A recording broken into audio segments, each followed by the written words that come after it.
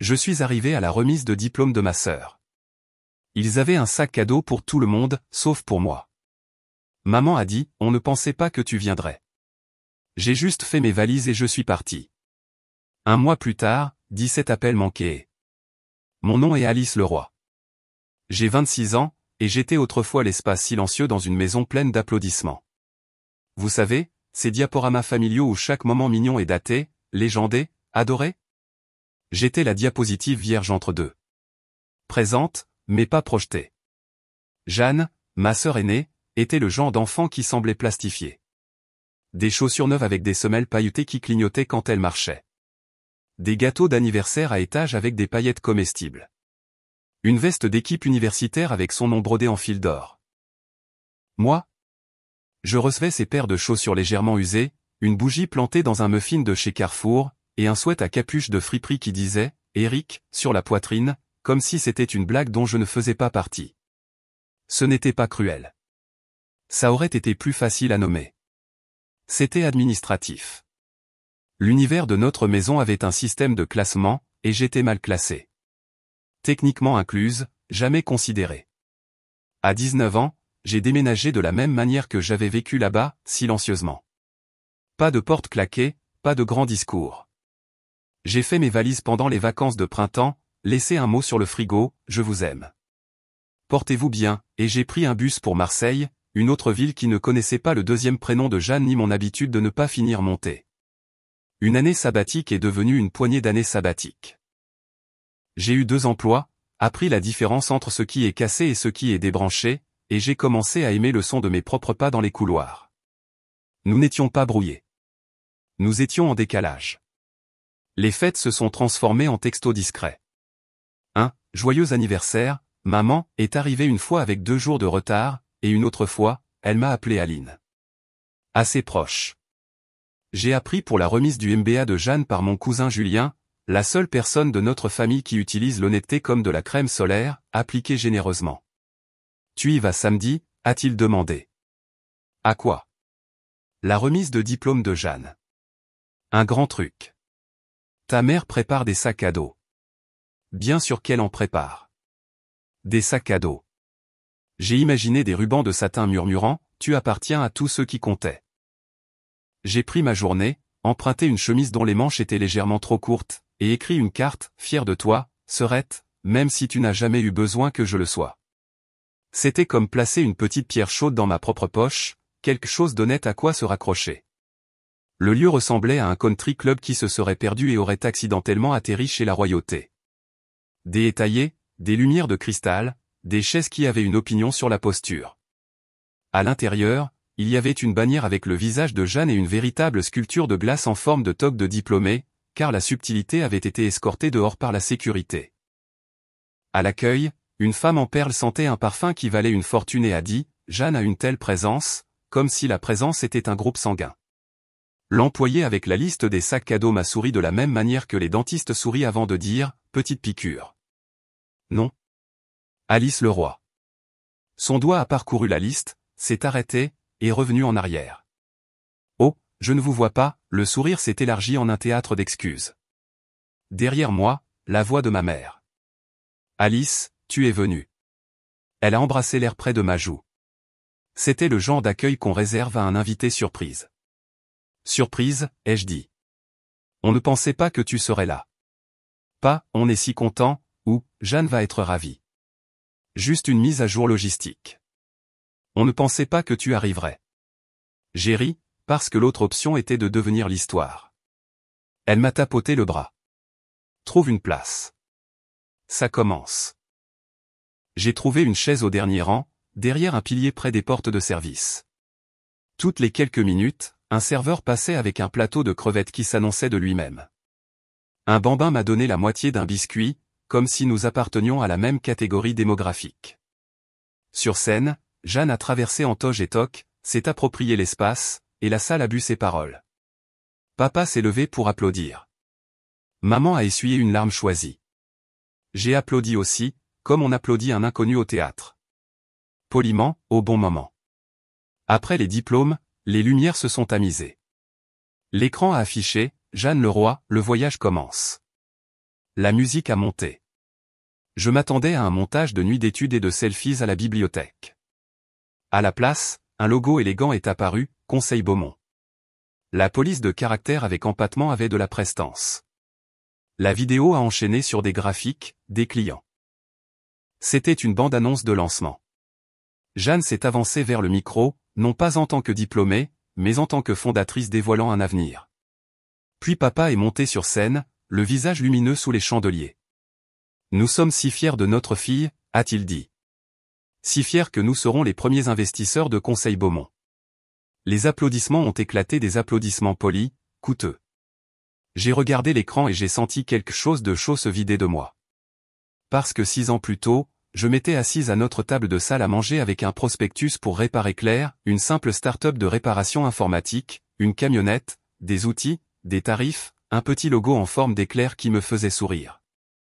Nous ne sommes pas en position d'investir dans des passe-temps, avait dit papa, tandis que maman me souriait comme on sourit à un enfant qui explique la météo. Maintenant, il y avait un chèque avec trop de zéros déguisé en bénédiction. Pas pour moi. Jamais pour moi. Je n'ai pas fait de scène. Il y a une sorte d'humiliation qui brûle trop proprement pour un spectacle. Je me suis levé, je me suis faufilé entre les chaises et la haute couture, et je suis sorti dans l'air nocturne qui a eu la décence d'être piquant. Dans le parking, j'ai déverrouillé ma voiture et je me suis assise. L'enveloppe avec ma carte reposait comme un petit battement de cœur dans la boîte à gants. Je l'ai ouverte, relue, fier de toi, Serette, même si tu n'as jamais eu besoin que je le sois. Je l'ai remise en place, j'ai refermé le compartiment et j'ai entendu le léger déclic d'une porte que je ne pouvais pas nommer se fermer. J'ai quitté le motel, j'ai dirigé ma voiture vers la maison et j'ai conduit. Pas de podcast, pas de musique. 6 heures de silence peuvent être une fournaise. La colère a éclaté, s'est consumée, s'est refroidie en verre. Au kilomètre 80, je rejouais de vieilles scènes. La fois où j'ai demandé de l'aide pour l'IUT et où j'ai eu droit à une leçon sur l'indépendance. La fois où Jeanne voulait l'Italie et où le ciel a fait pleuvoir des billets d'avion. La fois où j'avais besoin de pneus neufs et où maman a suggéré que je prenne des VTC pendant un certain temps. La fois où Jeanne a accidenté leur voiture et où ils l'ont remplacée pour renforcer sa confiance en elle. La route s'est déroulée. J'ai compté les stations-service comme les perles d'un chapelet. J'ai imaginé une version de moi qui aurait pu applaudir sans se vider de son sang. Je n'étais pas elle. Au kilomètre 320, l'humiliation a pris la forme d'une phrase, j'allais apprendre à dire « non ». À 2 heures du matin, j'ai porté mon sac dans mon appartement, peinture et cahiers, une chaise sauvée du trottoir, un matelas qui cédait comme un soupir. Je me suis allongé tout habillé et j'ai fixé le plafond. J'ai pensé au sac à dos et au plan de table, et à toute la planification qu'il faut pour oublier quelqu'un. La lumière du matin était brutale. J'ai ouvert la boîte à gants, j'ai tenu la carte une dernière fois. Le mot « fier » ressemblait à un défi. Je l'ai jeté à la poubelle. Puis je me suis assise à ma table bon marché et j'ai laissé mon esprit faire ce qu'il fait quand tout fait mal. Il a fait une liste. Choses à réparer, chaise de cuisine bancale. Écran de téléphone fissuré, le mien, ironique. Respect de soi, structurel. J'ai tiré mon ordinateur portable vers moi et j'ai ouvert un ancien fichier. Le logo en forme d'éclair s'est rallumé, un peu ridicule et entièrement mien. Réparer Clair. La chose pour laquelle j'avais un jour demandé la permission me regardait comme pour dire « Tu viens ou pas ?» Quelque part entre la rage et la résolution, j'ai entendu la voix de ma mère de la nuit dernière « On ne pensait pas que tu serais là. » Et j'ai réalisé qu'elle avait raison. Je n'étais pas là-bas. J'étais ici, en train de commencer quelque chose qui n'avait pas besoin d'une scène, d'un chandelier ou d'un chèque pour exister. Un message a illuminé mon téléphone. Léo, tu vas bien? J'ai tapé, défini, bien. Lui, tu respires? Moi, oui. Lui, bon début. Un café? J'apporte celui que tu aimes. Moi, celui que je prétends ne pas aimer parce qu'il est cher? Lui, exactement. J'ai regardé et, pour la première fois depuis les applaudissements sous les chandeliers, un coin de ma bouche s'est souvenu comment se soulever. Avant de répondre, j'ai écrit 4 mots en haut d'une page blanche, réparer ce qui est vraiment cassé. La page n'a pas protesté. Elle ne le fait jamais. Avant la tombée de la nuit, je commanderai un autocollant en vinyle de travers.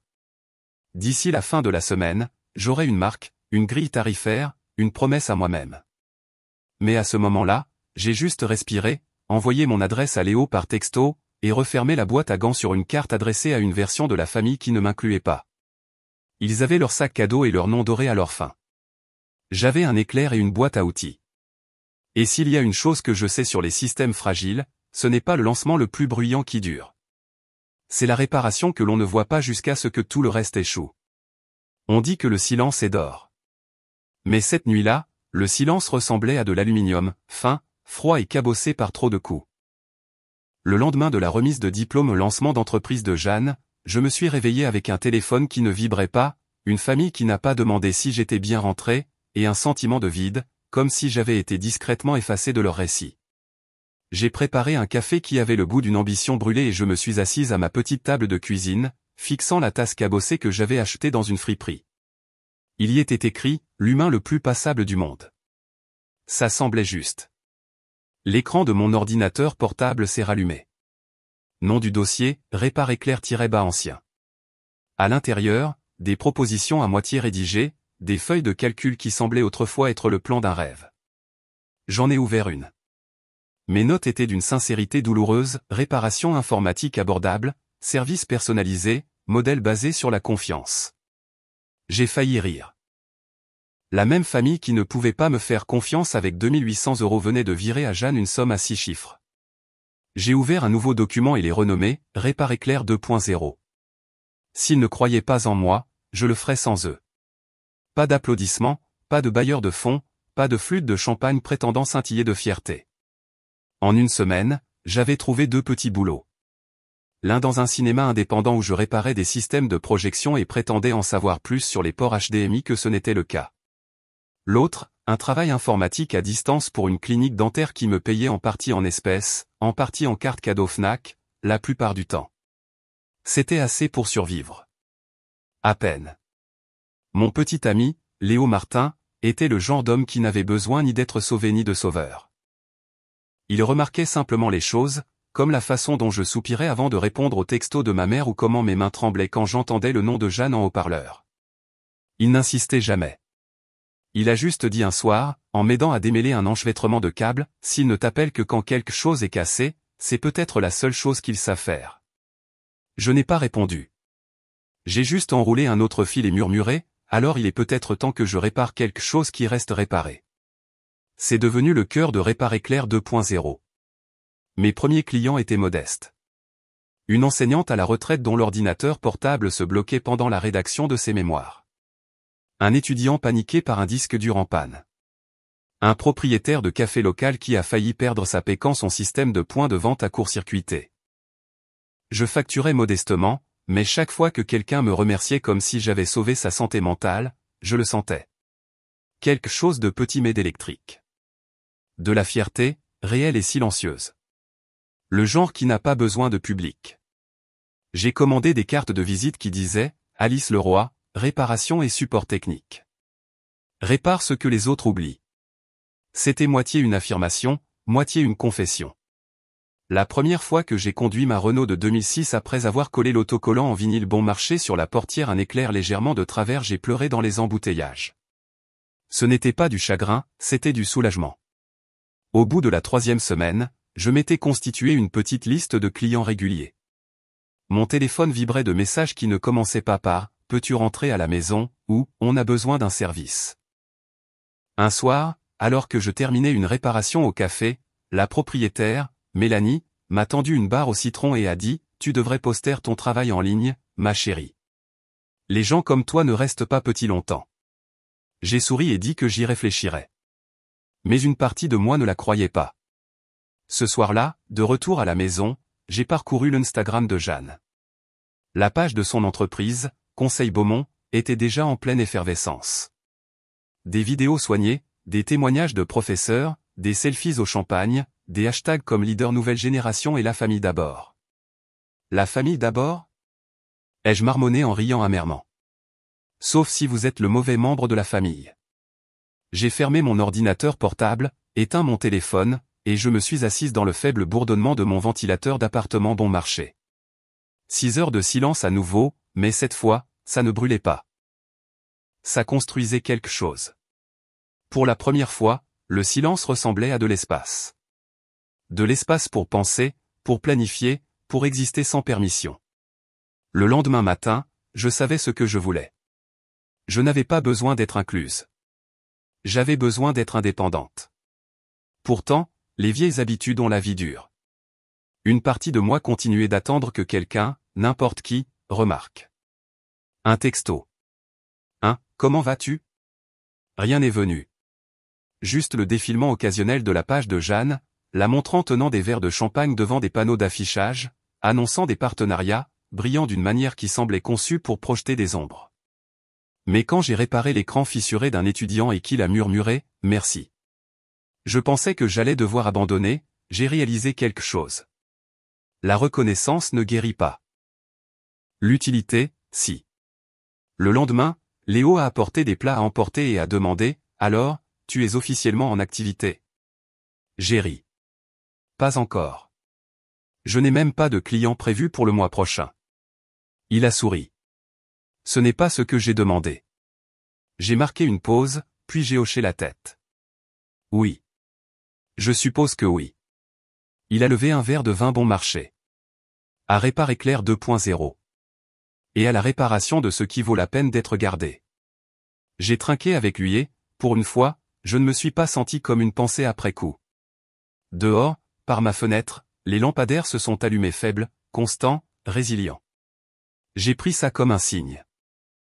Parce que parfois, tout ce dont on a besoin pour construire une vie, c'est de réaliser qu'on a toujours été la source de lumière. 3 semaines plus tard, j'étais plongé jusqu'au coude dans un ordinateur portable démonté quand mon téléphone s'est mis à vibrer sur la table comme s'il était possédé. Numéro inconnu, puis un autre, et encore un autre. Le temps que je m'essuie les mains et que je jette un œil à l'écran, il y avait 7 appels manqués, tous de l'indicatif de Lyon. Pendant une seconde, mon estomac s'est noué. C'est étrange comme des années de distance ne peuvent pas effacer cet instinct. Celui qui murmure, ils n'appellent que quand ils ont besoin de quelque chose. Je l'ai ignoré. Mais quand le 8e appel est arrivé, j'ai mis le haut-parleur. Silence. Puis la voix de ma mère, tendue et essayant de paraître décontractée. Alice? Je prends juste de tes nouvelles, ma chérie. Ça fait un moment que je n'en ai pas eu. Appelle-moi quand tu pourras, d'accord? Ce ton la panique douce de quelqu'un qui répète la normalité. Je n'ai pas rappelé. À la place, j'ai continué ma journée, terminant les réparations, répondant aux messages des clients, prétendant que le bourdonnement dans ma poitrine n'était pas là. Mais le soir, ma messagerie vocale avait 4 nouveaux messages. 2 de maman, 1 de papa, et celui-ci m'a fait serrer la mâchoire. 1 de Jeanne. J'ai appuyé sur lecture. Salut, Alice. Écoute, je sais que les choses ont été bizarres, mais il y a un problème. C'est assez urgent. Pourrais-tu me rappeler quand tu auras une minute, s'il te plaît? Sa voix s'est légèrement brisée à la fin. Un instant, j'ai failli y croire. Presque. Puis j'ai fait ce que toute fille oubliée qui se respecte ferait. J'ai cherché sur Google. Le titre m'a frappé comme une décharge statique, Conseil Beaumont fait face à des réactions négatives pour des livrables manqués et des factures impayées. J'ai cliqué sur le fil de discussion. Un client avait posté des captures d'écran des courriels de Jeanne, des promesses excessives, des retards, et une facture de 16 500 € pour des sessions d'alignement stratégique. Internet a fait ce qu'il fait de mieux, transformer son nom en mème. Une image la montrait souriante à côté du logo de son entreprise avec la légende « Conseil ?» Plutôt conseillère à tes parents de payer. Une autre disait « Quand l'amour de ta mère est du capital risque ». J'ai fixé l'écran jusqu'à ce que ma vision se brouille, puis j'ai expiré un souffle que je ne savais pas que je retenais. Pas de la joie, pas de la vengeance, juste de l'incrédulité. Le lendemain matin, mon téléphone a de nouveau explosé. 21 appels manqués. Puis un texto de papa, il faut qu'on parle. C'est urgent. Appelle ta mère. J'ai posé le téléphone et j'ai marmonné, bien sûr que ça l'est. À midi, Jeanne elle-même a rappelé. Cette fois, j'ai répondu. Alice? Dieu merci. Je ne pensais pas que tu décrocherais. J'ai failli ne pas le faire. Écoute, je sais que les choses ont été compliquées, mais j'ai besoin de ton aide. Nos systèmes ont planté. Les données des clients, les disques de sauvegarde, tout. Je sais que tu fais des trucs d'informatique, et, arrête, les jeux coupés avant qu'elle ne commence sa tournée de culpabilisation. Tu veux dire les mêmes trucs d'informatique que j'ai un jour présenté comme une idée d'entreprise. Celle que papa a qualifiée de passe-temps? Silence, puis un rire tremblant. Il ne s'agit pas de ça, d'accord? S'il te plaît. Je te paierai. Quel que soit ton tarif. Sa voix oscillait entre le désespoir et l'arrogance, comme si elle ne pouvait pas décider quel masque convenait au moment. Je me suis adossé à ma chaise. Tu me paieras? Oui, bien sûr. Alors laisse-moi t'épargner cette peine. J'ai marqué une pause, laissant le silence s'étirer. Comment va le sac à dos? Clic, j'ai mis fin à l'appel. La pièce était de nouveau silencieuse, sauf que cette fois, elle ne semblait pas vide. Elle semblait méritée. Ce soir-là, Léo est venu avec des plats à emporter, de la nourriture thaïlandaise, ma saveur réconfortante de choix. Il a jeté un coup d'œil à mon visage et a dit, laisse-moi deviner. Jeanne. J'ai hoché la tête. Elle veut que je répare son entreprise. Littéralement. Il s'est assis en face de moi, silencieux un instant, puis a dit doucement, tu pourrais. J'ai levé les yeux. Pardon? Tu pourrais la réparer, a-t-il dit. Mais tu ne le feras pas. Parce qu'il ne s'agit pas d'ordinateur, n'est-ce pas? Je l'ai fixé. Parfois, la vérité ne semble cruelle que parce qu'elle est pure. Il a ajouté, tu as passé toute ta vie à attendre qu'ils voient ta valeur. Maintenant, ils la voient enfin, mais seulement parce qu'ils en ont besoin. Ce n'est pas te voir, Alice. C'est utiliser.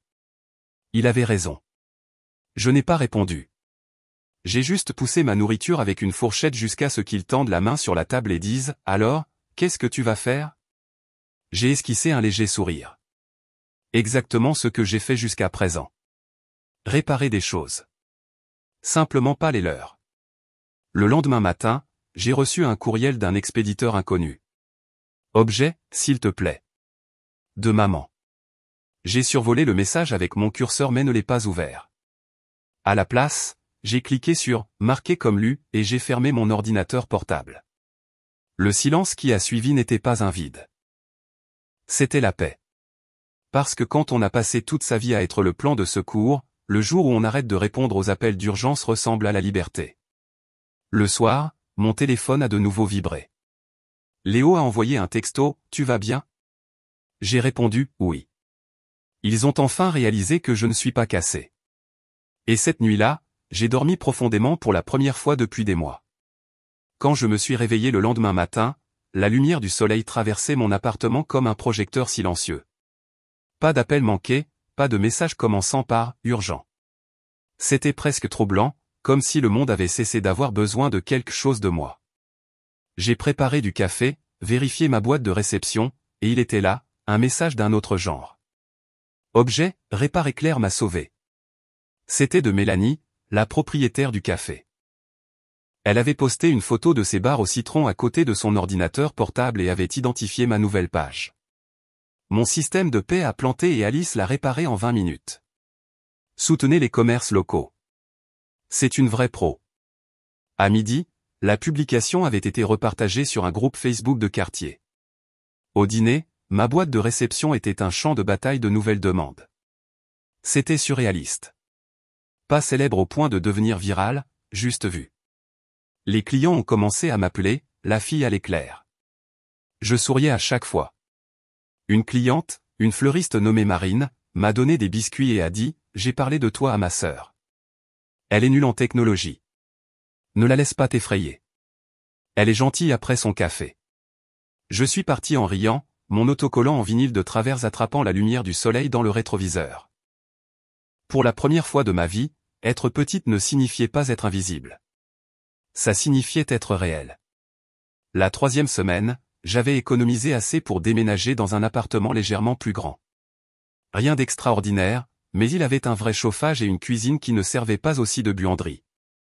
J'ai utilisé mon ancien loyer pour acheter quelque chose de monumental, une camionnette de service d'occasion. Beige, cabossée, et parfaite.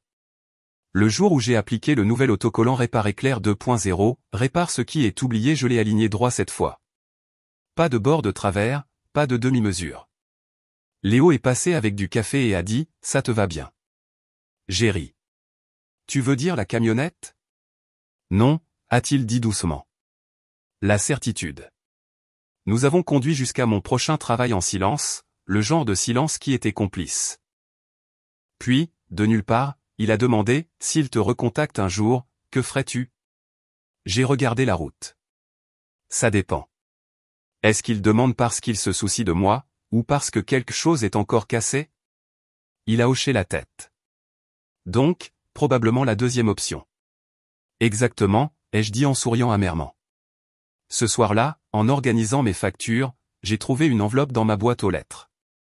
L'écriture de ma mère, délicate, répétée. À l'intérieur, une lettre sur du papier de couleur crème qui sentait légèrement son parfum. Alice, nous sommes fiers de toi. Vraiment.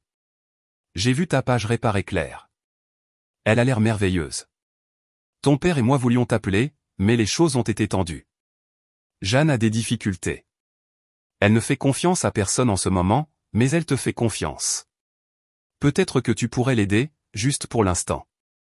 La famille reste soudée. Je t'aime, maman. Je l'ai lu 3 fois. La famille reste soudée. La même femme qui avait dit un jour, on ne pensait pas que tu serais là, écrivait maintenant comme si nous étions au coude à coude dans la bataille.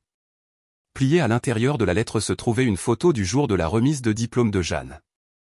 Tout le monde souriait. Tout le monde tenait ses sacs cadeaux monogrammés. Tout le monde sauf moi.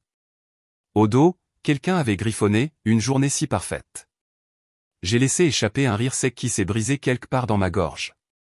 Pendant une seconde, la culpabilité a essayé de s'infiltrer par les fissures. Ce vieux réflexe, celui qui murmurait, sois utile. Sois indulgente. Sois petite. Mais j'avais réparé assez de circuits fragiles pour reconnaître un fusible court quand j'en voyais un. J'ai sorti mon carnet, le même que j'avais utilisé quand j'ai reconstruit Répare Éclair pour la première fois, et j'ai écrit, ce que je dois à ma famille, explication, excuse, déjà donné. Support technique, hors de question. Un rappel, j'y réfléchis encore. Puis, en lettres capitales sur la page suivante, j'ai écrit, plus DE réparation gratuite. Parce que c'est ce que ma famille avait toujours été, un appareil émotionnel qui se cassait, qu'on me tendait, et dont on attendait qu'il soit restauré gratuitement. Plus tard cette semaine-là, j'ai reçu un message privé sur ma page professionnelle de quelqu'un nommé Élise, l'ex de Léo. Salut, Alice. Félicitations pour ton petit projet. Je ne savais pas que tu faisais toujours ce truc de réparation. Léo doit vraiment aimer les causes perdues. Ce n'était même pas subtil. J'ai survolé, répondre, un instant, puis je l'ai simplement bloqué. Léo a remarqué mon expression et a demandé, quelque chose ne va pas. J'ai haussé les épaules. Rien qui ait besoin d'être réparé. Il a souri. C'est ma fille. Cette nuit-là, allongé dans mon lit, j'ai rejoué les mots de ma mère. La famille reste soudée. Et pour la première fois, j'ai chuchoté au plafond, seulement quand ce n'est pas étouffant. Parce qu'être coincé n'est pas la même chose que rester soudé. Le lendemain matin, je me suis réveillé avec une idée. Pas de vengeance, de remplacement. Si ma famille ne se souvenait de moi que lorsqu'elle avait besoin d'être sauvée, peut-être que je pourrais créer un monde où les gens n'auraient pas à mendier de l'aide pour être valorisés. J'ai tourné une page blanche dans mon carnet et j'ai écrit le titre, Collectif Répare Éclair. En dessous, j'ai noté, un réseau de mentorat pour les jeunes travailleurs de la tech sous-financés. Partager les outils, partager les connaissances, pas de barrière à l'entrée. C'était moitié un plan, moitié une promesse à moi-même, à chaque enfant oublié qui s'était un jour entendu dire « non » parce qu'il n'était pas le favori. Et alors que je dessinais la première esquisse du logo, j'ai réalisé quelque chose que Jeanne ne comprendrait jamais. Construire en silence n'est pas la même chose que construire petit. Quand on grandit en étant le bruit de fond de la famille, on commence à penser que la petitesse est une sécurité. Mais plus je travaillais, plus je réalisais que silencieux ne veut pas dire invisible. Silencieux peut vouloir dire concentré. Au printemps, le collectif Répare Éclair était réel. Pas luxueux, juste 5 personnes avec des suites à capuche empruntées, des ordinateurs portables d'occasion, et assez de faim pour alimenter une petite ville. J'avais loué un coin de bureau dans un espace de cotravail qui sentait légèrement le café et l'ambition. Le directeur, un ingénieur à la retraite, a aimé mon histoire et m'a offert 2 bureaux supplémentaires gratuits si je réparais leur imprimante une fois par semaine. Marché conclu. Notre première réunion d'équipe a été chaotique. Des rires nerveux, des personnalités qui s'affrontent, des câbles partout. Mais quand nous avons terminé notre premier projet de groupe, restaurer les tablettes en panne d'une crèche locale, c'était comme un feu d'artifice au ralenti. L'un des bénévoles, un jeune de 19 ans timide nommé Clément, a dit « Je ne pensais pas que des gens comme moi pouvaient vraiment construire des choses. » J'ai souri. Moi non plus, autrefois. La semaine suivante, j'ai reçu un courriel qui m'a arrêté en pleine bouchée de restes de pâtes. Objet, nomination, prix de l'impact local. Expéditeur, chambre de commerce. J'ai cligné des yeux devant l'écran, puis je l'ai relu. Ce n'était pas un pourriel. Ce n'était pas une blague. Quelqu'un, apparemment Mélanie du café, m'avait nominé. J'ai fixé le message, et pendant une longue minute, la seule pensée que j'ai eue a été « Ils vont s'attendre à un discours ». Pourtant, j'ai dit oui. Pas par ego, par incrédulité. Le dîner a eu lieu dans une petite salle de banquet, rien à voir avec le palais aux chandeliers de Jeanne, le genre d'endroit où les serveurs connaissent votre nom au moment du dessert. Quand je suis arrivé, la femme à l'accueil a levé les yeux, a souri et a dit « Alice Leroy. Félicitations. Vous êtes à la table 3. » Il y avait un carton avec mon nom. Pendant une seconde, je l'ai juste fixé. Mon nom, bien orthographié, qui m'attendait. Personne ne doutait que j'avais ma place là. Ils ont appelé mon nom au milieu de la soirée. J'ai marché jusqu'à la scène dans un blazer de seconde main et un jean qui n'était pas tout à fait à ma taille. Pas de musique, pas de diaporama, juste des applaudissements discrets qui semblaient sincères. L'animateur m'a tendu une plaque en verre et a dit, pour avoir construit quelque chose à partir de rien et aider les autres à faire de même. Ma gorge s'est serrée. Je n'avais rien préparé, mais quand je me suis tourné vers le micro, les mots m'ont trouvé. Parfois, les voix les plus fortes dans votre vie ne vous encouragent pas, ai-je dit, ma voix stable mais douce. Elles font juste du bruit. Mais le travail silencieux, les mains stables. C'est là que les vraies choses se produisent. Merci de m'avoir vu. Les applaudissements qui ont suivi n'étaient pas bruyants. Ils étaient bienveillants, et cela les a rendus plus forts que tout ce que ma famille m'avait jamais donné. Plus tard, j'ai pris une photo de la plaque posée sur mon comptoir de cuisine, le logo en forme d'éclair se reflétant faiblement dessus. Je l'ai posté sur la page Répare Éclair avec une simple légende, pas besoin de sac à dos. Ça n'est pas devenu viral. Ce n'était pas nécessaire. 3 heures plus tard, mon téléphone a vibré avec un texto d'un numéro non enregistré. Je connaissais ce numéro par cœur. Jeanne, félicitations. J'ai vu la publication. Tu le mérites. J'ai fixé le message un long moment. Il n'y avait pas de manipulation, pas de culpabilité, juste des mots. Simple, humain. J'ai répondu « Merci ». C'est vrai. Puis j'ai mis la conversation en sourdine, non pas par colère, mais par paix. Ce même soir, Léo m'a trouvé assise sur le canapé, les jambes repliées sous une couverture, la plaque posée à côté de moi. Il a souri. Alors, la lauréate, quelle est la prochaine étape? J'y ai réfléchi, traçant le bord du verre avec mon doigt. Je ne sais pas, ai-je dit. Peut-être plus de ça. Construire des choses qui durent, enseigner à des gens à qui on a dit qu'ils ne pouvaient pas, il a hoché la tête. Tu es doué pour ça. Réparer ce que les gens pensent être irrécupérable. J'ai souri. C'est ça le truc. La plupart des choses ne sont pas cassées. Elles attendent juste les bonnes mains. Plus tard cette semaine-là, un courriel de parrainage a atterri dans ma boîte de réception. D'une petite start-up offrant des ordinateurs portables reconditionnés à des groupes technologiques communautaires. Nous avons accepté, évidemment. Le collectif avait officiellement dépassé ma petite camionnette. Et avec chaque nouveau projet, chaque mentoré, chaque écran réparé et chaque seconde chance, je ressentais quelque chose qu'aucun chèque ou toast familial ne m'avait jamais donné. Une certitude tranquille. Je n'avais plus rien à prouver. Ma valeur n'était pas sujette à débat. Elle était déjà construite, soudée et testée. La dernière ligne de ma prochaine infolettre disait « Nous ne réparons pas les choses pour les applaudissements. Nous les réparons parce qu'elles méritent de fonctionner à nouveau. » Cette nuit-là, avant de dormir, je me suis surprise à chuchoter, moi aussi. Parce que c'est peut-être ça, la guérison. Ne pas attendre que les gens qui vous ont brisé s'excusent. C'est réaliser qu'on fonctionne encore même après qu'ils vous aient laissé tomber.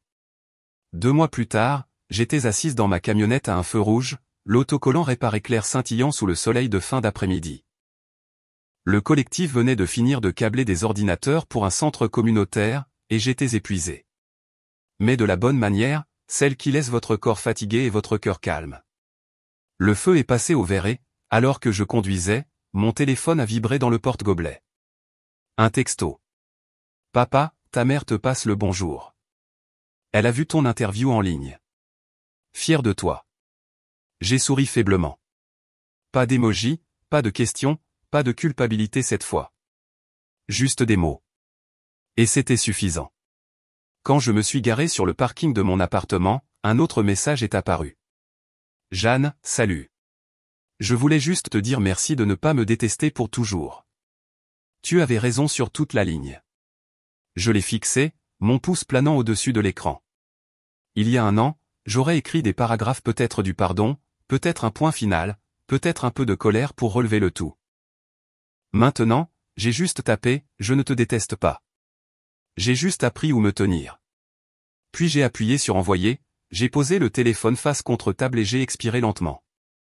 Cette nuit-là, j'ai nettoyé mon établi, rangeant les vis dans des bocaux étiquetés, enroulant les câbles, affûtant le petit jeu de tournevis que Léo m'avait offert pour mon anniversaire. Chaque son semblait cérémoniel, comme fermer un livre une page à la fois. Léo est arrivé avec le dîner dans une main et ce sourire à moitié timide pour lequel j'étais tombée amoureuse. Tu sais, a-t-il dit en posant la nourriture, la plupart des gens auraient déjà écrit un livre de révélation.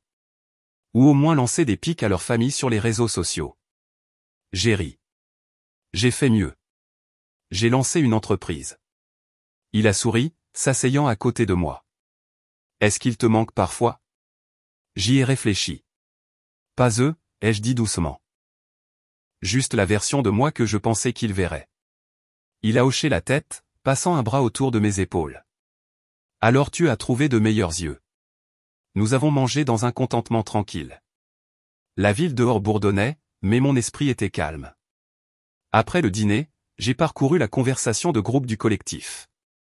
Des messages de membres partageant des photos de leurs projets, un ordinateur portable d'école réparé, un routeur donné, un enfant apprenant à sa mère à utiliser Google Doc.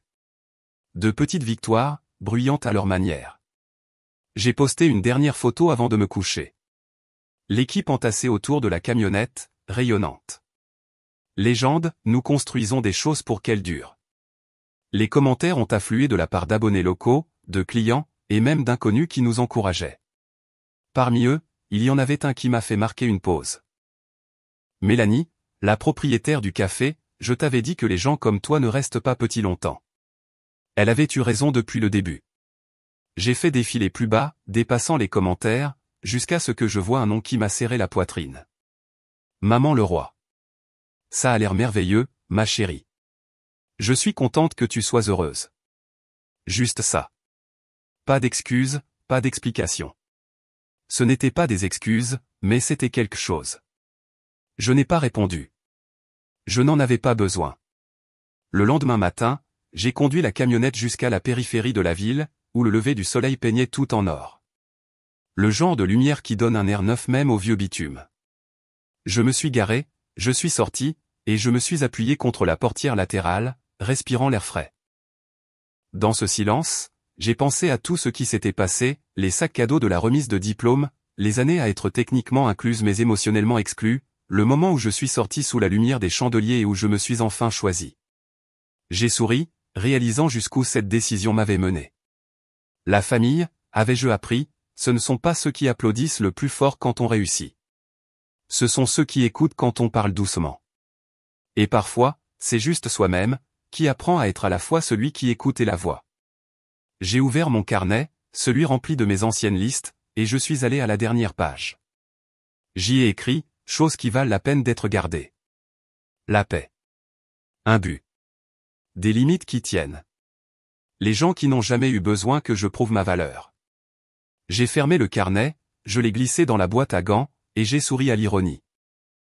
La même boîte à gants qui avait un jour contenu une carte que j'avais écrite à quelqu'un qui ne pouvait pas me voir contenait maintenant l'histoire de quelqu'un qui pouvait enfin se voir.